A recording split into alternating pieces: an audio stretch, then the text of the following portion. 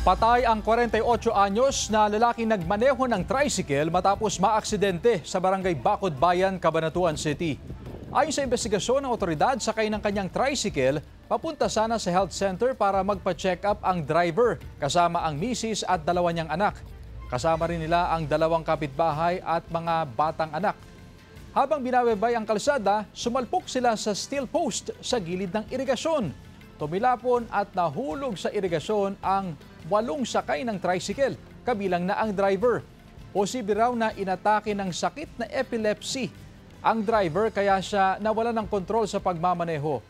Agad na rumesponde ang Bureau of Fire Protection, Nueva Ecija Special Rescue Force, Bacod Bayan Substation at agad na dinala sa ospital ang mga sugatang biktima. Wala nang buhay nang makita sa irrigation canal ang driver ng tricycle. Wala pang pahayag ang pamilya ng mga biktima at mga pulis patungkol sa insidente.